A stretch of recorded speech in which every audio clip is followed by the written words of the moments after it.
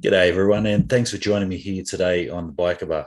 This video you're about to watch is an excerpt of a longer video that I had with Dennis Savic of Savic Motorcycles. And in it, he answers some quick questions and covers everything you ever wanted to know about electric motorcycles. Enjoy.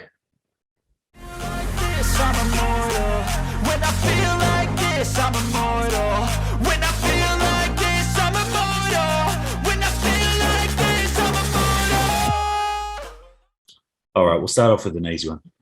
Do you need to change gears on an electric motorcycle?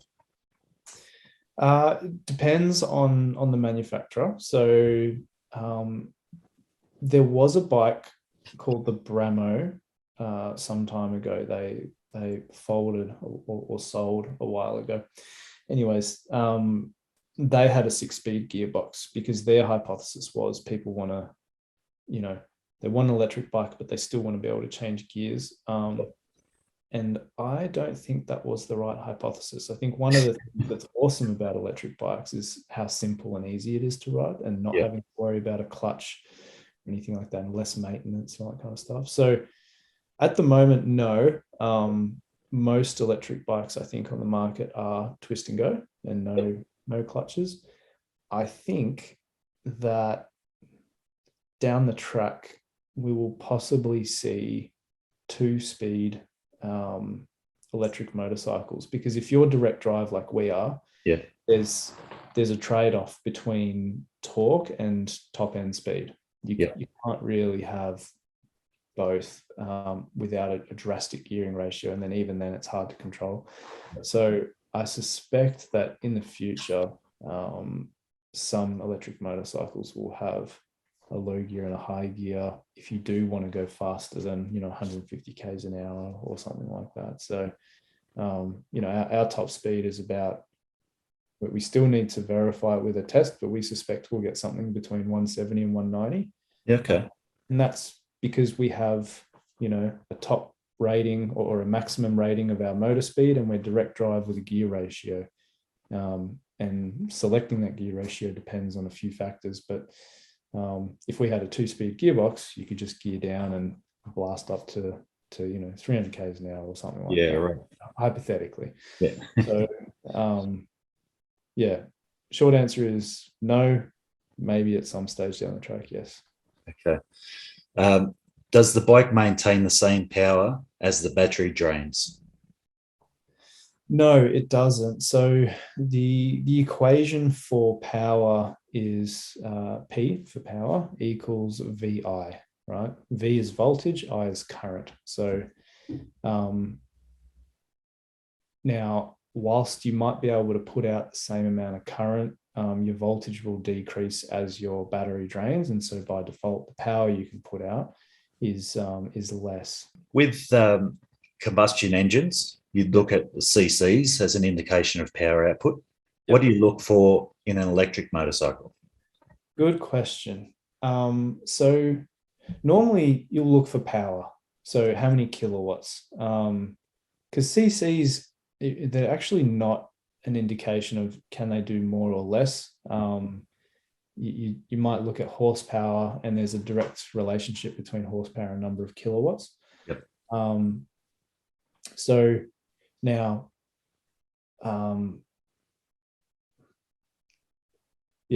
like there's a number of factors in a combustion engine vehicle that will result in more power, like compressions and things like that. So that's one factor. If you are seriously concerned or interested in acceleration, then the number you actually want to be looking at is rear wheel torque. So a combustion engine goes through a 6-speed gearbox, and that kind of gives you certain power at a certain ratio, which then gives you rear wheel speed. Now, rear wheel torque. Now, obviously, petrol or combustion engines have a torque curve, whereas electric motor torque curves are quite instantaneous, and then as you increase speed, the torque curve drops off for a few reasons. But I think if you wanted to do a direct comparison between CCs and electric vehicles, try and get an estimation on how many kilowatts the average 600 or 1000cc bike puts out, Yep. And compare kilowatts to kilowatts, Right. with the understanding that, electric vehicles are instantaneous and have no gear switching at the moment. So even though the kilowatt number might be lower in terms of peak, it's a lot more consistent and continuous. So it's hard to give them a like for like comparison, because combustion engines vary so much over the time period of an acceleration event. But yeah, that's probably the most thorough answer I can give, is compare kilowatts to kilowatts. But yeah, there's some other differences in there too. Yeah. Okay. And are electric motorcycles the future of all motorcycles? uh, um,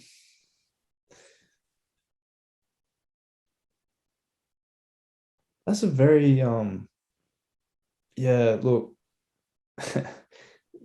then, in this kind of question, you start to take into account macroeconomic factors, and even if you push it further, philosophical concepts that may or may not happen. I think so. And the reason for that is actually probably going to be driven by the customer. Yeah. So four-wheel vehicles like cars, heavily driven by government regulations, and it's a lot of that's to do with emissions. Motorcycles don't really have that problem, so we're not going to get driven by well, I hope not, government requirements. Some governments have banned combustion engines from entering certain parts of cities, like especially in China. Yep. Even I think in Italy, there's some cities that you're not allowed combustion in the city center. Yep. So, I think so inevitably. I think the transition for motorcycles is going to be slower than cars. And I think it also really depends on what happens with the oil and gas industry and petrol prices. Like petrol prices are probably the biggest customer facing factor. But they're also heavily driven by demand and supply and things like that, and what's happening, cross nationally, what wars are happening at the time. So look, I think so inevitably over the next 30 years, most companies will start only producing electric motorcycles. But I don't think the transition is going to be as hard as it is for cars. Yeah. In terms of how sharply they change direction. Yeah. Okay. Are electric motorcycles only suited for commuting? Well, that yeah, pretty much. I'm going to try and give a no bullshit answer. Excuse my French, but you can take it down to the racetrack. You can take it up to the hills. However, the battery technology and the charging rates currently available and the charging infrastructure available is going to prohibit you from using an electric motorcycle like a regular petrol motorcycle. Yeah. So, a lot of our first customers, I've spoken to a lot of them, they understand that completely, and they go, actually, I don't do 300k rides anymore. Or some people just don't. Like, I'm not the kind of rider that likes to do 800ks in a day. I'm just like, I'm exhausted, I'm tired. I really have other things. Like I love going out for a solo ride, and I love doing like 100 to 200ks, maybe, 100ks for me, like I quite enjoy, and it's to isolate and get out of the house and stuff. So, for me, this kind of bike's like perfect. And we've really pushed all of the capacity we can into the space we have in this bike anymore.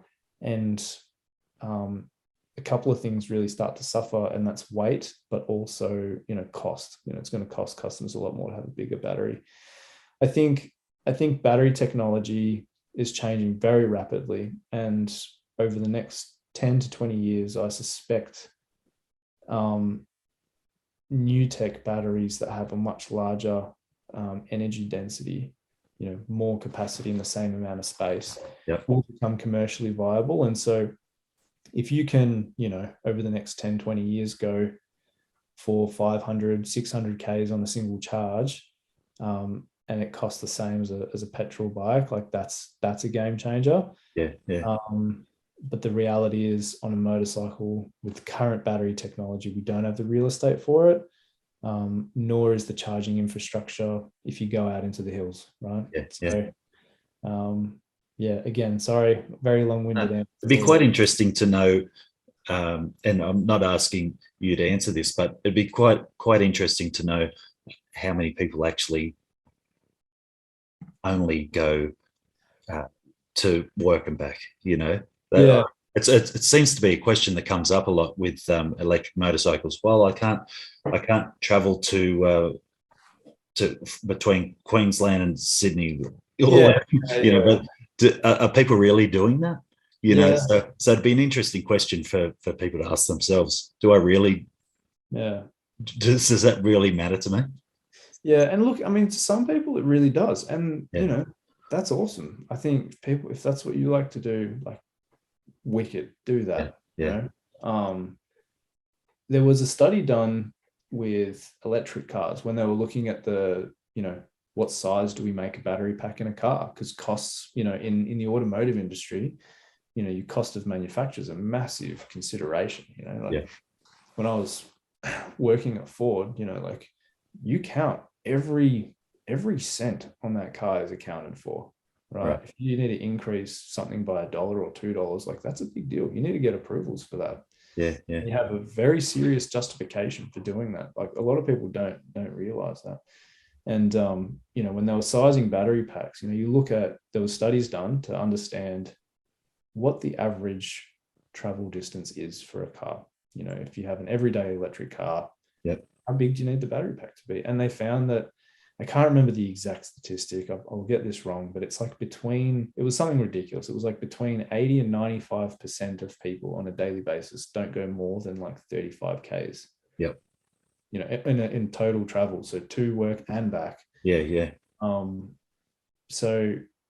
But the reality is, with a car, you might still want to do a weekend trip, and you might not want to charge it every night. Like, you might have to do your smartphone or whatever. So, I think motorcycles a bit different, and we just have our limitations in terms of what we got.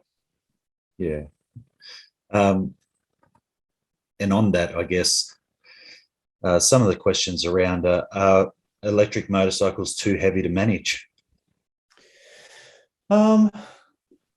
Not really. No.